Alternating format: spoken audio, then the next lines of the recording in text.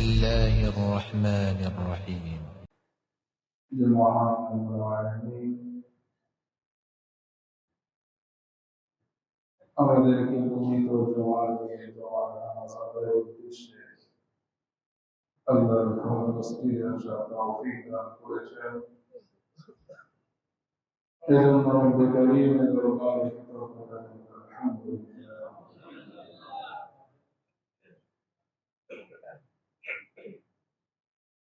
মুহতারাম হাজিরিন,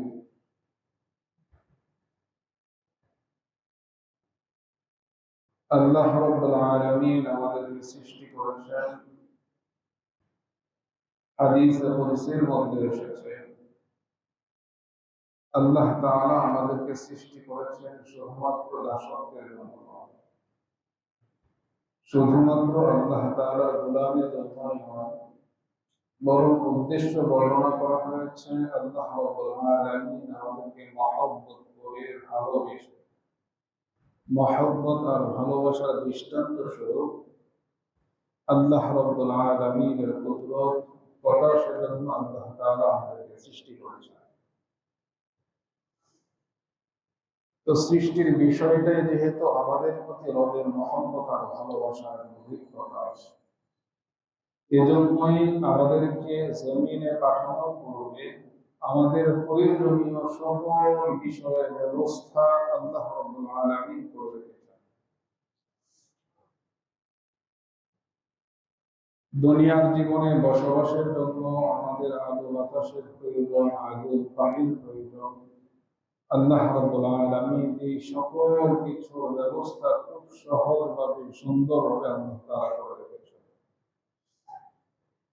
এবং এগুলোর যথাযথ ব্যবহার, সময়ের যথাযথ ব্যবহার, নিয়ম নীতি শৃঙ্খলা, এই সকল বিষয় আল্লাহ রাব্বুল আলামিন আমাদেরকে শিক্ষা দিয়েছেন মুহাম্মদুর রাসূলুল্লাহ সাল্লাল্লাহু আলাইহি ওয়াসাল্লামের মাধ্যমে।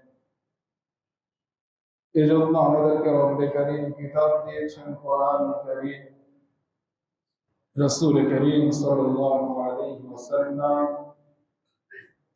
ওই কিতাবের শিক্ষা এবং দীক্ষা আমাদেরকে দিয়েছেন। কোরআনে কারীমে বলা হয়েছে তুহিব্বুনাল্লাহ ফাত্তাবিউনি, যদি আল্লাহকে ভালোবাসতে চাও। মুহতারাম হাজিরিন, আল্লাহ তাআলা তো ভালোবেসে আমাদেরকে সৃষ্টি করেছেন, তো সুতরাং ভালোবাসার প্রতিদান তো এই হবে যে মাহবুবের জন্য তার চাওয়া পাওয়া এটা পূর্ণ করবে। এটাই হলো একজন আশিকের ধর্ম। তো যদি আল্লাহ রাব্বুল আলামিনকে ভালোবাসতে চাও, রবের ভালোবাসা গ্রহণ করতে চাও, তাহলে ফাত্তাবিউনি, মুহাম্মদ আরবি সাল্লাল্লাহু আলাইহি ওয়াসাল্লামের সুন্নাহ অনুসরণ করো। আশহুরুল হজ চলছে, আল্লাহর ঘরের মুসাফিররা আল্লাহর ঘরের উদ্দেশ্যে অনেকে গিয়েছেন, যাচ্ছেন। যাদেরকে আল্লাহ তাআলা কবুল করেছেন, মুহতারাম হাজিরিন, হজের প্রস্তুতি সম্পর্কে এই পর্যন্ত আমরা শুনেছি হজের মৌলিক কাজ, যেহেতু ইসলামে আরকানে আরবাআর অন্যতম হলো হজ, যা জীবনে শুধু একবারই মাত্র ফরজ হয়। এজন্য হজের আহকাম গুলো, মানাসিক গুলো যেন মুহাম্মদুর রাসূলুল্লাহ সাল্লাল্লাহু আলাইহি ওয়াসাল্লামের আমালের সাথে সাদৃশ্যপূর্ণ হয়। এজন্য সর্বোচ্চ চেষ্টা, প্রচেষ্টা, ত্যাগ এবং কুরবানির মাসলা পেশ করা, মানসিক এবং শারীরিক সর্বদিক থেকে প্রস্তুতি গ্রহণ করা, এটা অপরিহার্য বিষয়।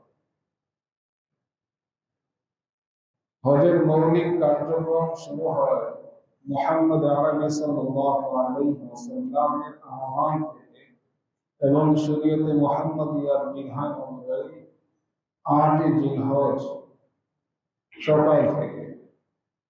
মুহতারাম হাজিরিন, যারা হজ্জে ইফরাদ এবং কিরান করেন তারা তো মুহরিম অবস্থায় থাকেন, কিন্তু যারা হজ্জে তামাত্তু করেন, আমাদের এই দেশ থেকে যাওয়া যায় অধিকাংশ মানুষ হজ্জে তামাত্তু করে থাকে, তো তারা তো উমরা করে হালাল অবস্থায় মক্কায় অবস্থান করে। তো আগে জিলহজ সুন্নাত তরিকায় ইহরাম করে মুহরিম হয়ে 8 জিলহজ মিনার উদ্দেশ্যে রওনা হবে।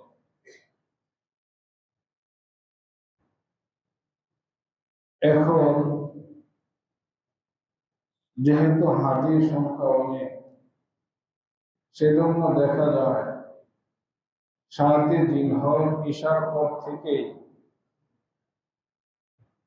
হাজিদেরকে মিনায় নিয়ে যাওয়া হয়।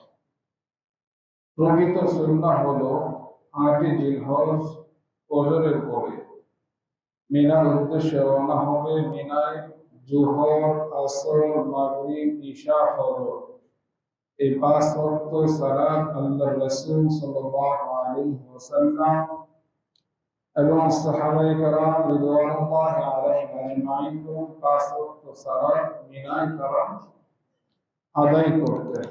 এই 5 ওয়াক্ত সালাত আদায় করা মিনার মধ্যে সুন্নাত। এখন যদিও হাজী সাহেবদের ইচ্ছার কোনো বাস্তবায়ন এটা দুরূহ বিষয়, যার কারণে দেখা যাচ্ছে যে 7 জিলহজ ঈশার পরে যাচ্ছে, ফজর মিনায় হচ্ছে 8 জিলহজে, অথচ 8 জিলহজের ফজর হওয়ার কথা ছিল মক্কায়।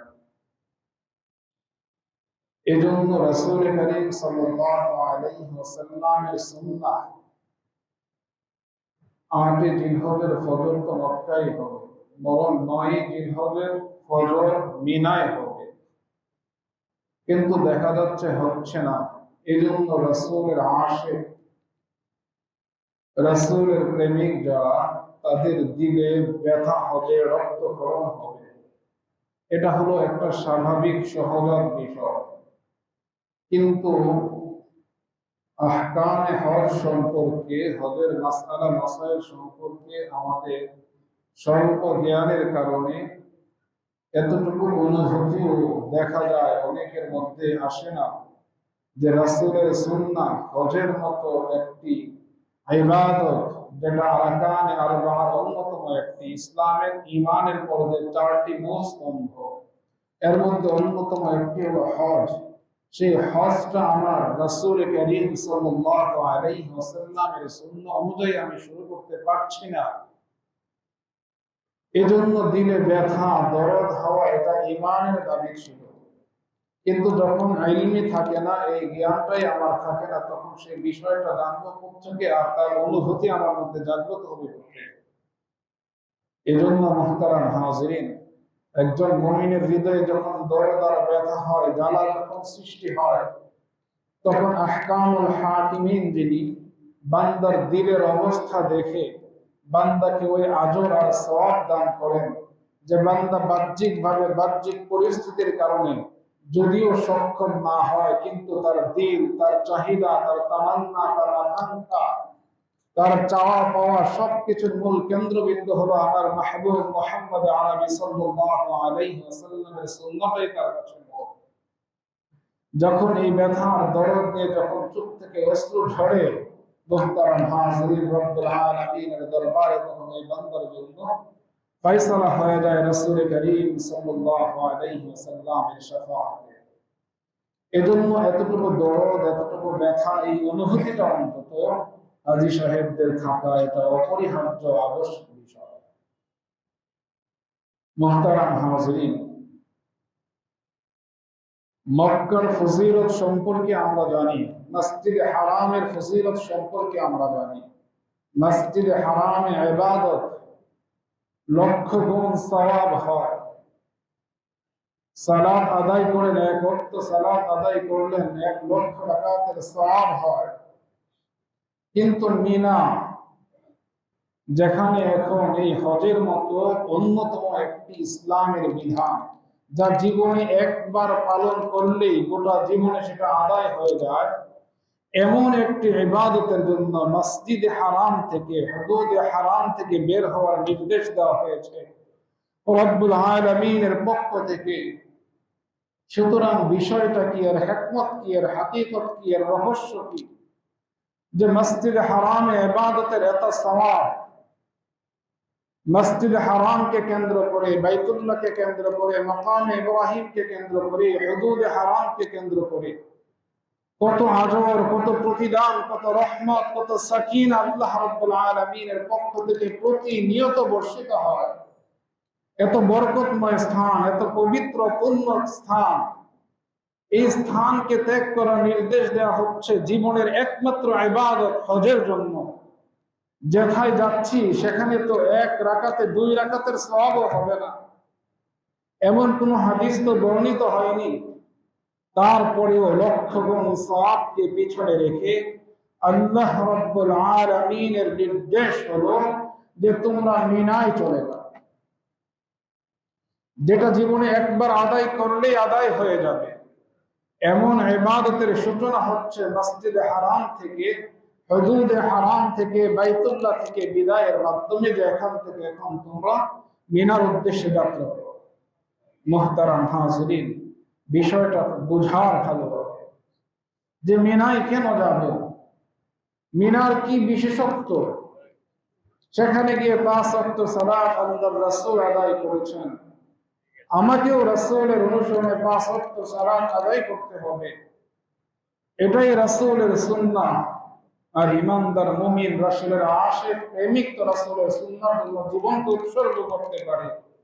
তো সুতরাং মসজিদে হারাম থেকে, বাইতুল্লাহ থেকে সে বিদায় নিয়ে মুহতারাম হাজিরিন মিনাতে উপস্থিত হয়। তো মিনার হাকিকতটা কি, যে মিনাতে লক্ষ গুণ সওয়াবকে পিছনে ঠেলে এই 5 ওয়াক্ত সালাত তো মসজিদে হারামে আদায় করে সরাসরি আরাফাতেও যাওয়া যেত মুহতারাম হাজিরিন, কিন্তু আল্লাহ রাব্বুল আলামিনের নির্দেশ, রাসূল করিম সাল্লাল্লাহু আলাইহি ওয়াসাল্লামের সুন্নাহ যে মিনায় 5 ওয়াক্ত সালাত আদায় করে 8 জিলহজ ফজরের পর মিনার উদ্দেশ্যে যাত্রা করবে।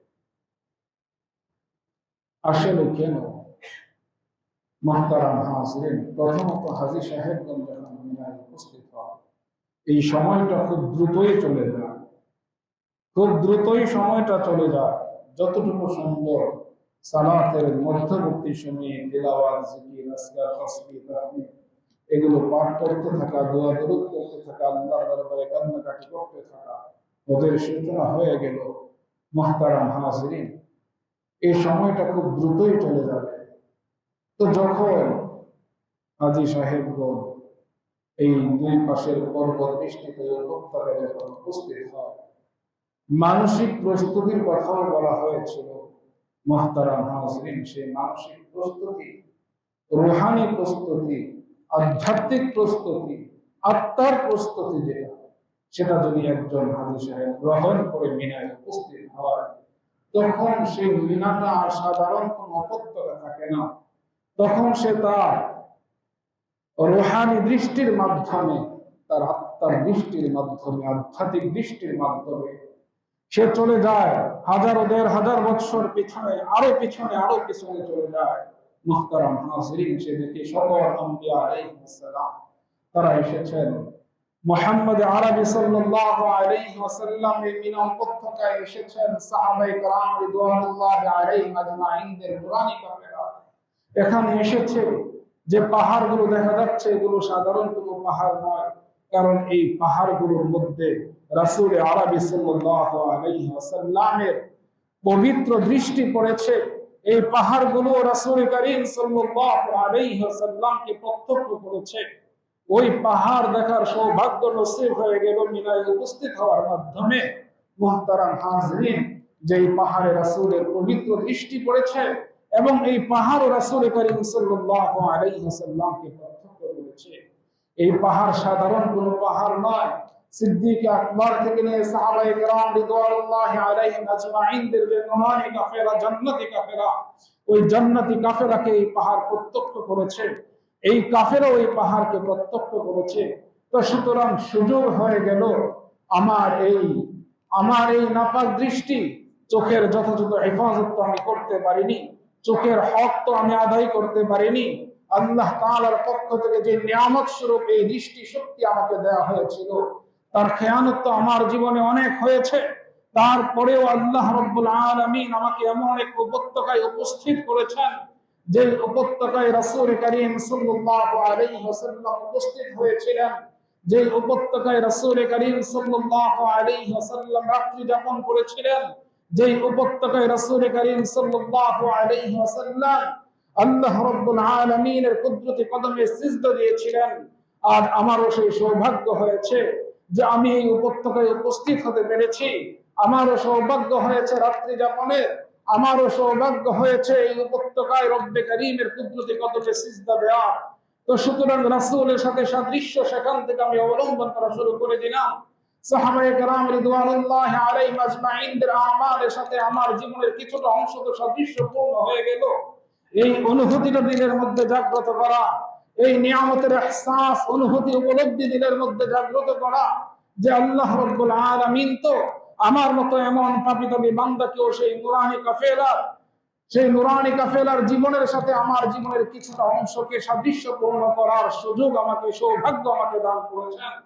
তো মুহতারাম হাজিরিন, একজন মুমিনের জীবনে এর চেয়ে চাওয়ার, এর চেয়ে পাওয়ার আর কি বিষয় থাকে, যে আমার জীবনের একটা অংশ তো রাসূলের জীবনের কিছুটা অংশের সাথে সাদৃশ্যপূর্ণ হলো।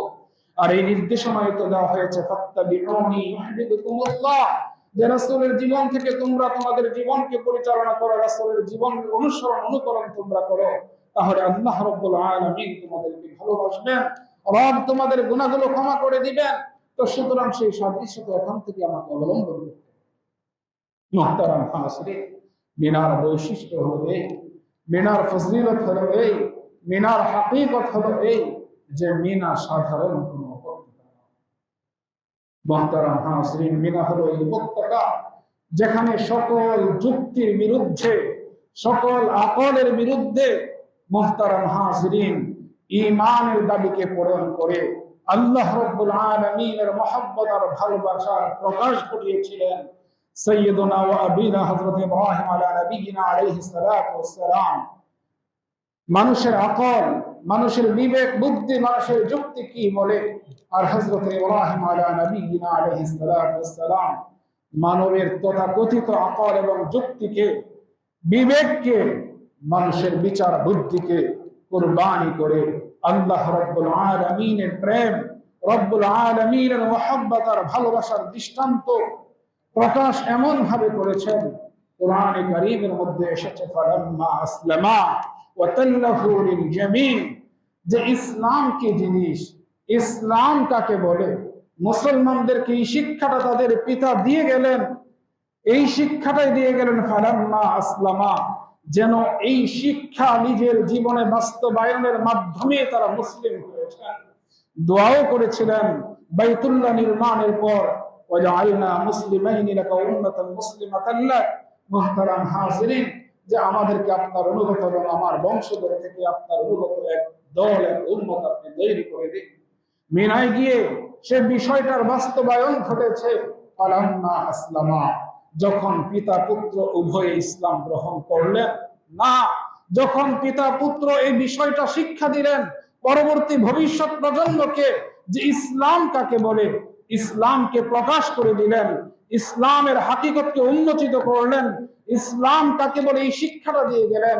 ফালাম্মা আসলামা, যখন উভয়ে আত্মসমর্পণ করলেন আকলের বিরুদ্ধে, যুক্তির বিরুদ্ধে, বিবেকের বিরুদ্ধে, এই জগতের মোহের বিরুদ্ধে, আবেগ অনুভূতির বিরুদ্ধে, ঈমানের দাবিকে পূরণ করে ফালাম্মা আসলামা ওয়া তাল্লাহু লিল জাবিন, উভয়ে যখন ইসলাম কি জিনিস সেটা বুঝিয়ে দিলেন, সেটা ফুটিয়ে তুললেন, আসলামা ওয়া তাল্লাহু লিল জাবিন, এবং শোয়ায় দিলেন জবাই করার জন্য। মুহতারাম হাজিরিন, হযরত ইব্রাহিম আলা নবিয়িনা আলাইহিস সালাতু ওয়াস সালাম নিঃসন্তানকে আমাকে আপনাকে বুঝতে হবে যে ইসলাম এরই নাম, যে শিক্ষাটাই মিনার মধ্যে পিতা পুত্র ফুটিয়ে গিয়েছেন, পিতা পুত্র যে দৃষ্টান্ত রেখে গেছেন, পিতা পুত্র যে বিষয়টা পরবর্তী ভবিষ্যৎ প্রজন্মকে শিক্ষা দিয়েছেন, এর নামই হলো ইসলাম।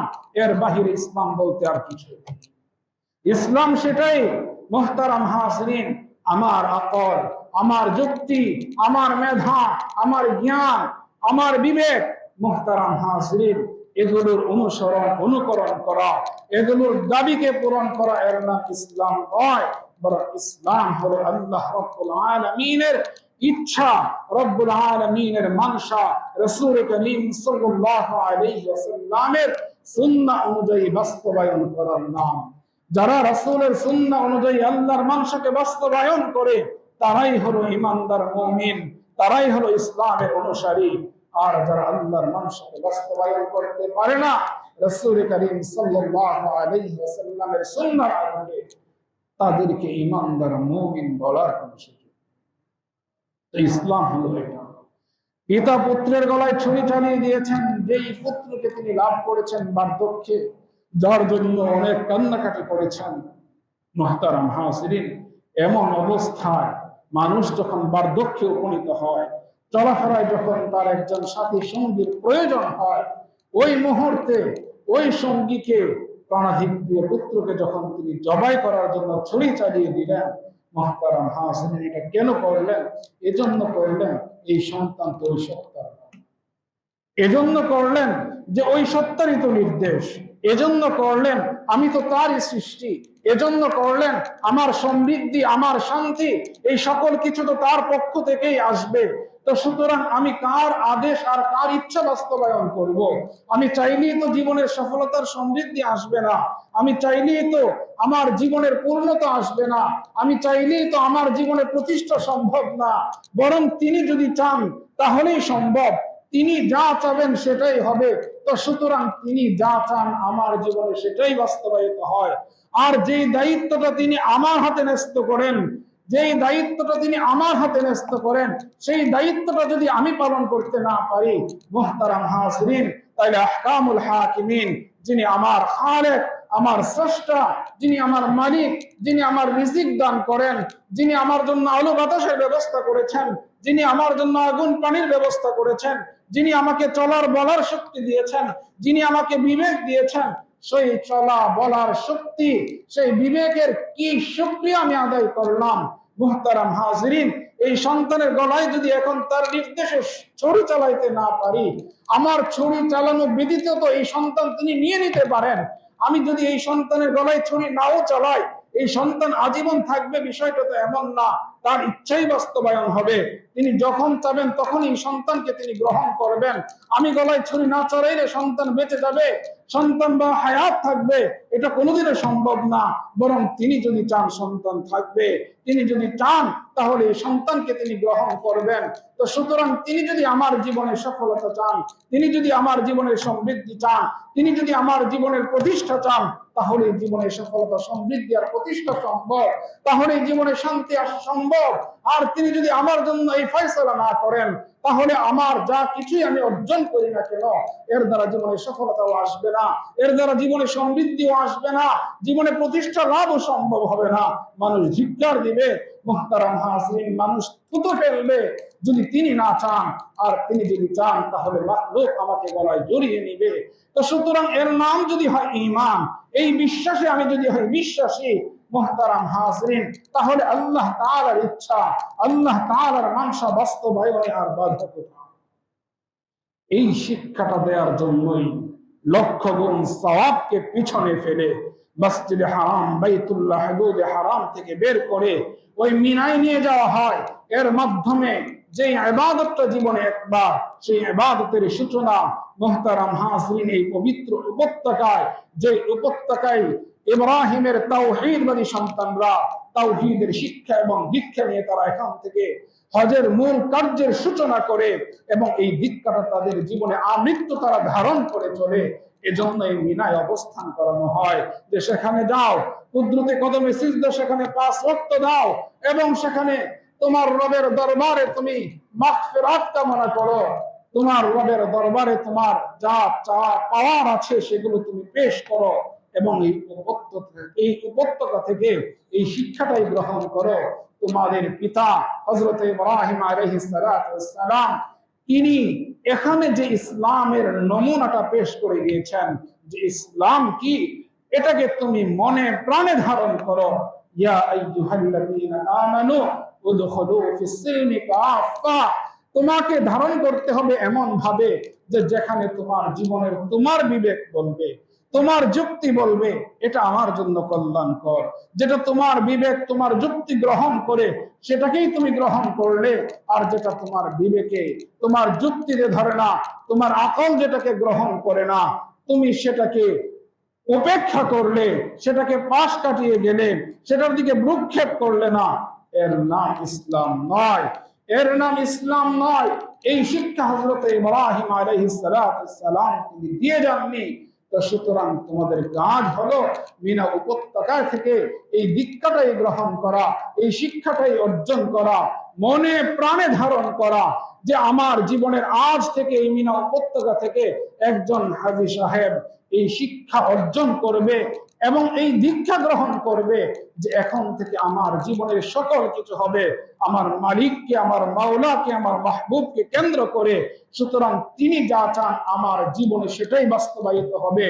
আমার উপর যে দায়িত্ব অর্পিত হবে আমিও আমার জীবনের সর্বস্ব দিয়ে সেই দায়িত্বটাকে আঞ্জাম দিব, সেটাকেই বাস্তবায়ন করব। এই দীক্ষাটা নিয়ে মিনা থেকে এজন্য মুহতারাম হাজিরিন, লক্ষ গুণ সওয়াব তো হবে, কিন্তু এই লক্ষ গুণ সওয়াব থেকেও আরো অনেক অনেক অনেক অনেক কোটি কোটি গুণ বেশি এই শিক্ষা এবং এই দীক্ষার মূল্য। কারণ আপনি সারা জীবন যদি মুহতারাম হাজিরিন বাইতুল্লাহর তাওয়াফ করেন, মাতাফের মধ্যে যদি জীবন কাটিয়ে দেন, ইন্তেকালও যদি সেখানে হয়ে যায়, কিন্তু এই শিক্ষা যদি আপনি অর্জন করতে না পারেন, এই সকল কিছুই বৃথা, এর কোনো মূল্য নেই। বরং এই শিক্ষাটার মূল্য অনেক অনেক। প্রকৃত ঈমানের শিক্ষাটাই মিনা উপত্যকা থেকে হাজী সাহেব ঈমানকে বিশুদ্ধ করবেন, ঈমানকে শানিত করবেন। মুহতারাম হাজিরিন, এটা মিনা উপত্যকা থেকে একজন হাজী সাহেব অর্জন করবেন এবং জীবনে এটাকে ধারণ করবেন। 8 তারিখ মিনায় অবস্থান করবে, সালাত আদায় করবে 5 ওয়াক্ত। মুহতারাম হাজিরিন, নিয়ম অনুযায়ী যেভাবে সেখানে ব্যবস্থাপনা, রাষ্ট্রীয় ব্যবস্থাপনা দেখা যায়, 8 তারিখ ঈশার পর থেকে হাজী সাহেবদেরকে নেওয়া হয় আরাফায়, যেটা হজের অন্যতম বিধান। হাদিসের মধ্যে এসেছে আল হজ্জ আরাফা, হজই হলো আরাফা। তো এই আরাফায় ওকুফ এটা ফরজ। যাওয়ার কথা ছিল 9 তারিখ সকালে, কিন্তু সেখানে দেখা যায় 8 তারিখ ঈশার পর থেকে নেওয়া শুরু হয়। করার কিছু নেই, যেহেতু অনেক মানুষ, যদি সকাল থেকে শুরু হয় তাহলে সম্ভব না। এই জন্য দেখা যায় 8 তারিখ রাত থেকেই শুরু হয়ে যায়। মুহতারাম হাজিরিন, আরাফার বিষয়, আরাফার অবস্থান, আরাফায় যখন উপস্থিত হবে, সুন্নাহ হলো এই জাওয়ালের পর গোসল করবে। যদি সম্ভব হয় তাহলে গোসল করে নেবে, সম্ভব না হলে উযু করে ওকুফ শুরু করবে। জাওয়ালের পর থেকে ওকুফের সময়, অবস্থান করার সময় সূর্যাস্ত পর্যন্ত, এটা হজের মূল রুকন, ফরজ। যদি দেখা যায় কেউ অসুস্থ, হসপিটালে থাকে, আইসিইউতেও যদি কেউ থাকে, তাকেও সেখান থেকে বের করে এই আরাফাতে উপস্থিত করতে হবে। যদি উপস্থিত না করা যায় তাহলে তার হজ আর হবে না, বরং পরবর্তী বছরে হজ আর অন্যান্য ইবাদতের জন্য তো দম দেওয়ার ব্যবস্থা আছে, অথবা অন্য কারোর মাধ্যমে করানো যায় ওযুর বশত, কিন্তু আরাফার বিষয়টা হাজী সাহেবকেই আরাফায় নির্ধারিত সময়ে উপস্থিত হতে হবে। কোনো কারণে, কোনো সমস্যার কারণে সূর্যাস্তের পূর্বে যদি অবস্থান করতে না পারে, পরবর্তী রাত সুবে সাদিকের পূর্ব পর্যন্ত সময়টাও যদি উপস্থিত হয়, তাহলেও কোন রকম হজ হয়ে। এখন কেউ অসুস্থ থাকো, আইসিইউতে থাকো, অজ্ঞান থাকো, তাকে এই সময়টা অ্যাম্বুলেন্স দিয়ে আরাফার ময়দান একটু ঘুরিয়ে নেওয়া, এর দ্বারা হজের রুকুনটা আদায় হয়ে যাবে। আরাফার আমাল হলো সেখানে জোহর এবং আসর 2 রাকাত নামাজ একসাথে আদায় করবে। মুহতারাম হাজিরিন, তারা যারা মসজিদে নামিরায়, আরাফার যে মসজিদ, মসজিদে নামিরায় হজের যিনি আমির, তিনি খুতবা দিবেন। তার পিছনে সালাত যারা আদায় করবেন তাদের জন্য জোহর এবং আসর, জোহর আদায় করবেন, জোহরের ওয়াক্তে আসর আদায় করে নেবেন। তো এখন তাবু থেকে মসজিদে নামিরা পর্যন্ত পৌঁছা, আবার পরবর্তীতে কাফেলার সাথে তাবুতে এসে মিলিত হওয়া, এ সময় অনেকে হারিয়ে যাওয়ার সম্ভাবনা থাকে, তাবু হারিয়ে ফেলে, বিভিন্ন ধরনের পেরেশানিতে পড়ে যায়। যদি সম্ভব না হয় নিজ নিজ তাবুতে অবস্থান করবে। যারা তাবুতে অবস্থান করবে তারা জোহরের সময় জোহর আদায় করবে এবং আসরের সময় আসর আদায় করবে। জোহর আসর উভয় ওয়াক্ত যারা মসজিদে নামিরায় আদায় করেন তারা আদায় করবে। এবং বাতনে উরনা নামক যে স্থান মসজিদে নামিরা, এই স্থানটুকু ছাড়া গোটা আরাফার ময়দানের যে কোনো স্থানে ওকুফ করলে ওকুফ হয়ে যাবে। তো এখন মুহতারাম হাজিরিন, দেখা যায়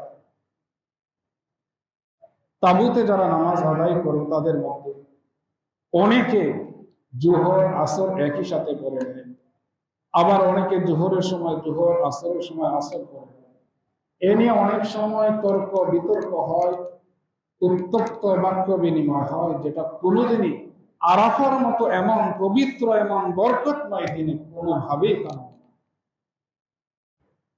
উম্মতের উলামায়ে কেরামের ফতোয়া, সিদ্ধান্ত এই, যারা তাবুতে পড়বে জোহরের সময় জোহর এবং আসরের সময় আসর। তবে কেউ যদি একত্রে পড়তে চায়, ওই দিনে বিতর্ক এড়িয়ে নিজের ঈমান, নিজের আমালকে হেফাজত করা, এটাই হলো প্রত্যেকের।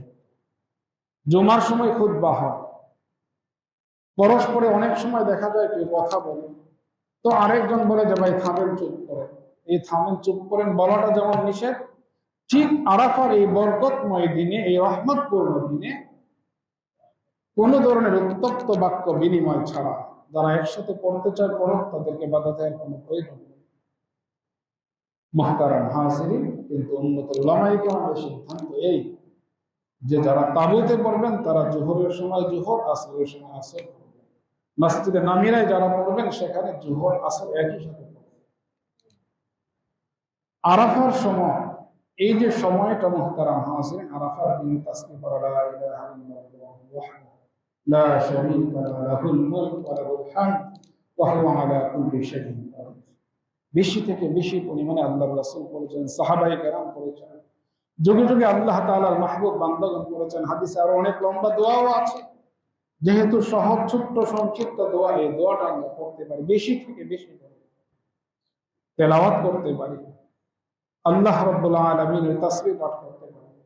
মুহতারাম হাজিরিন, দাঁড়িয়ে বসে ইজতিমাই ভাবে, সম্মিলিত ভাবে বা একক ভাবে দোয়া মুনাজাতের মধ্যে সময়টাকে কাটানো, তাবুর ভিতরে হোক তাবুর বাহিরে হোক, দাঁড়িয়ে বসে যে কোনো অবস্থায় যেভাবে আমার দিল আল্লাহ রাব্বুল আলামিনের দরবারে মুতাওয়াজ্জিহ হয়, দিল লাগে ইবাদতের মধ্যে, সেইভাবে এই আরাফা, এটা সাধারণ কোনো স্থান নয়, সাধারণ কোনো ভূমি নয়। এই আরাফা মুহতারাম হাজিরিন, বৎসরে তো একবারই আসে। আরাফার দোয়া কবুল করা হয়। হাদিসের মধ্যে পরিষ্কার এসেছে যে আরাফায় ওকুফ করলো, আল্লাহর কাছে ক্ষমা চাইলো, আর তারপরে তার মনে এমন ধরনের ধারণা আসে যে আমার দোয়া হয়তো কবুল হয়নি, তার চেয়ে বড় হতভাগা কপাল পোড়া কে? আরাফায় তো আল্লাহ তাআলা মনোনীত করে নিয়েছেন, নির্বাচন করে নিয়েছেন বান্দাকে দেওয়ার জন্য। বান্দা আল্লাহর কাছে চাবে আর আল্লাহ তাআলা দান করবে। হযরত তালহা রাদিয়াল্লাহু তাআলা আনহু থেকে এক রওয়ায়াত এসেছে যে ইবলিস ইয়াউমে আরাফার দিন এতটাই অসহায়, আল্লাহর রাসূল বর্ণনা করেছেন তাকে এতটাই অসহায় এবং অপদস্থ দেখা গিয়েছে, যা আসহাবে বদরের বিজয়ের দিন ছাড়া অন্য কোনো দিন দেখা যায়নি। কারণ তার অবস্থা হলো এই যে 50, 60, 70 বছরের এক বৃদ্ধ লোক আরাফার ময়দানে এসেছে, আল্লাহর কাছে ক্ষমা চেয়েছে, চোখ থেকে অশ্রু ঝরিয়েছে। মুহতারাম হাজিরিন, একটু যদি চিন্তা করি যে এই অশ্রু যে এই ময়দানে, আরাফার ময়দানে ঝরলো, তার অশ্রুটা কোথায় গেল? এই ময়দানে অস্ত্র ঝরিয়েছেন আম্বিয়া আলাইহিস সালাম, এই ময়দানে অস্ত্র ঝরিয়েছেন রাসূল করিম সাল্লাল্লাহু আলাইহি ওয়াসাল্লাম, সিদ্দিক আকবর রাদিয়াল্লাহু তাআলা আনহু, ওমর ইবনে খাত্তাব রাদিয়াল্লাহু তাআলা আনহু, উসমান ইবনে আফফান, আলী ইবনে আবি তালিব, মুহতারাম হাজিরিন, সকল সাহাবায়ে কেরামের অস্ত্র ঝরেছে এই ময়দানে। এই ময়দানে অস্ত্র ঝরেছে তাবেঈনদের, তাবেঈনদের, আইম্মায়ে মুজতাহিদদের, সালফে সালেহিনের যুগ পরম্পরা, আল্লাহ তাআলার মাহবুব মনোনীত নির্বাচিত বান্দাদের অস্ত্র এই ময়দানে ঝরেছে। আজকে 60-70 বছরের যে বৃদ্ধ সেখানে গিয়েছে, জীবনে হয়তো অনেক গুনাহ সে করেছে, অনেক নাফরমানি সে শয়তানের ধোঁকায় পড়িয়েছে। শয়তান তো নিজেকে অনেক বড় সফল মনে করতেছিল।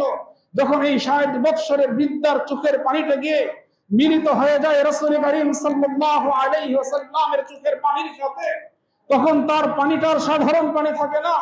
ওই পানিটা যখন আসহাবে রাসূল সাল্লাল্লাহু আলাইহি ওয়াসাল্লামের চোখের পানি যে ময়দানে পড়েছে, ওই ময়দানে পড়ে সাহাবায়ে কেরামের চোখের পানির সাথে মিলে যায়, তাবেঈনদের পানির সাথে মিলে যায়, আইম্মায়ে মুজতাহিদদের পানির সাথে মিলে যায়। এই পানিটার সাধারণ পানি থাকে না। আল্লাহ তাআলা ওইখান থেকে পৃথক করে দেন না। ওই 70 বছরের বৃদ্ধা যখন আল্লাহর কাছে চোখের পানি ছেড়ে রব্বে কারীমের নিকট তার পিছনের জীবনের গুনাহের জন্য ক্ষমা চাইতে থাকে, আর আল্লাহ রাব্বুল আলামিনের পক্ষ থেকে যখন ক্ষমার ঘোষণা দেওয়া হয়, তখন শয়তান তার জীবনে যে তার পিছনে যে সময় ব্যয় করলো, তার এই দীর্ঘ 60-70-80 বছর পর্যন্ত যে নাফরমানি তার দ্বারা করাইলো, সে দেখলো মাত্র 2 ফোঁটা চোখের পানি দ্বারা সব ধুয়ে মুছে পরিষ্কার হয়ে গেল, তার আমল নামাটা পবিত্র হয়ে গেল, 100টি শুভ্র জীবন আর পবিত্র জীবনের অধিকারী সে হয়ে গেল। তখন শয়তান বড় অসহায় হয়ে যায়, নিজেকে সবচেয়ে বড় অপমানিত এবং অপদস্থ সে মনে করে। মুহতারাম হাজিরিন, তো এই অবস্থায় আরাফার ময়দানের সময়টা সাধারণ সময় নয়। সেখানে পরস্পরের আলোচনা, বর্তমান সময়ের অভিশাপ মোবাইল, সেখানেও মোবাইল, মুহতারাম হাজিরিন, মোবাইলের পিছনেও সময় ব্যয় হয়। বড়ই আফসোস এবং পরিতাপের বিষয়, বড়ই আক্ষেপের বিষয়। কেন যখন নাকি আমি হজের জন্য বের হলাম, মুহতারাম হাজিরিন, এখন তো পাওয়ার ব্যাংক নিয়ে নেওয়া হয় এই উদ্দেশ্যে যে মিনায় যখন যাব সেখানে তো বিদ্যুতের চার্জ দেওয়ার ব্যবস্থা থাকবে না। ওই সময়টা হজের মূল কার্যের সময়টা মোবাইল থাকুক না বন্ধ, এই সময়টা তো আমার মালিকের জন্য আমি অক্ষ করে দিয়েছি। মুহতারাম হাজিরিন, সেই সময়টাও মোবাইল নামক অভিশাপ থেকে আমরা বেঁচে থাকতে পারি না। এই আরাফার দিনের এই মুহূর্তটাকেও যদি আমি মোবাইলের পিছনে ব্যয় করি, মুহতারাম হাজিরিন, যে সময়টা বৎসরে মাত্র একবার আসে, কারো জীবনে মাত্র একবার আসে, ওই সময়টা যেন হেলায় না কাটায়, অবহেলা যেন সেই সময়টা যেন গাফলাত আমাকে পেয়ে না বসে। মুহতারাম হাজিরিন, যতটুকু সম্ভব কান্নাকাটি করা, রোনাজারি করা, কারণ আল্লাহ তাআলা আরাফার দিনে দোয়া কবুল করেন, বান্দা যা চায় সকল কিছু কবুল করে দেন। দোয়ার বৈশিষ্ট্য হলো এই, আদব হলো এই, নিজের জন্য দোয়া করবে, উম্মতের জন্য দোয়া করবে, কাফের মুশরিকদের জন্য হিদায়াতের দোয়া করবে। মুহতারাম হাজিরিন, রাসূলের উম্মতের প্রতি যে দরদ ছিল, যে ব্যথা ছিল, সেটা ধারণ করার চেষ্টা করবে যে আল্লাহর রাসূলের উম্মত তারা নাফরমানিতে লিপ্ত, আল্লাহর রাসূলের উম্মত রাসূলের সুন্নাহকে পরিহার করে চলছে, আল্লাহর রাসূলের উম্মত কোরআনকে পাশ কাটিয়ে চলে। এই দিলে ব্যথা আর দরদ নিয়ে আল্লাহর কাছে নিজের জন্য দোয়া করা, মালিক আমাকে তুমি কবুল করো, আমাকে তৌফিক দাও তোমার মানসা বাস্তবায়নের, তৌফিক দাও তোমার রাসূলের সুন্নাহ অনুসরণের, এবং আমাকে তুমি কবুল করো এবং রাসূলের সকল উম্মতকে তুমি কবুল করো, তাদের কাছে রাসূলের আদর্শকে প্রিয় করে দাও। ও মালিক, ইহুদি খ্রিস্টান বিধর্মী যারা আছে তাদেরকেও তুমি হিদায়াত দান করো, তাদের হিদায়াতের দোয়া করবে। আরাফার ময়দানে এইভাবে দোয়া করতে থাকবে। যদি কান্না নাই আসে, আল্লাহর রাসূল এতটুকু পর্যন্ত আশ্বস্ত উন্মুক্ত করেছেন যে দেখো, ইল্লাম তাবকু তাবাকু, যদি কান্না না আসে কান্নার ভান করো। দুনিয়ার মানুষ যদি বুঝে যে আসলে তো সে অনুনয় বিনয় করছে না, সে কান্না করছে না, সে ভান করছে, দেখাচ্ছে, মানুষ বিরক্ত হয়, স্থায়ীভাবে তাকে তাড়িয়ে দেয়। কিন্তু আল্লাহ রাব্বুল আলামিন বান্দার ওই কান্নার ভানটাকেও পছন্দ করেন। মুহতারাম হাজিরিন, রাসূল বলেন যদি কান্না না আসে তাবাকু, তাহলে কান্নার ভান করো। যারা কাঁদে তাদের সাথে তোমার দৈহিক, তোমার বাহ্যিক অবস্থাটাকে সাদৃশ্যপূর্ণ করো, তাহলেও আল্লাহ তাআলা এটাকেও পছন্দ করেন, রব তোমাকেও মাফ করে দিবেন। এইভাবে মুহতারাম হাজিরিন, আরাফার দিন, আরাফার ময়দানে কান্নাকাটি করা, রোনাজারি করা, আরাফার দিন আল্লাহর কাছে ক্ষমা চাওয়া, সবচেয়ে বড় চাওয়া জান্নাতুল ফিরদাউস চাওয়া। মুহতারাম হাজরিন, পরিবার পরিজনের জন্য, আপনজনের জন্য, নিজের দেশের জন্য, গোটা মুসলিম উম্মার জন্য দোয়া করা এবং অমুসলিমদের জন্য হিদায়াতের দোয়া করা, এটাই হলো মুহতারাম হাজরিন আরাফার দিনে আমাদের হাজী সাহেবদের করণীয়। তো সুতরাং আমাদের সকলের এই যে করণীয়, আমাদের আবেগ অনুভূতিকে সজাগ করে, সচেতন করে, মানসিক প্রস্তুতির কথা যেটা বলা হয়েছে, আত্মিক প্রস্তুতির কথা যেটা বলা হয়েছে, রুহানি প্রস্তুতির কথা যেটা বলা হয়েছে, কোন আল্লাহর বান্দা আত্মিক প্রস্তুতি নিয়ে, রুহানি প্রস্তুতি নিয়ে আল্লাহর ঘরের জিয়ারত করবে, মিনায় ওকুফ করবে, অবস্থান করবে, আরাফার ওকুফ করবে, তার জীবনের পরিবর্তন হবে না? এটা তো হতেই পারে না, এটা অসম্ভব বিষয়।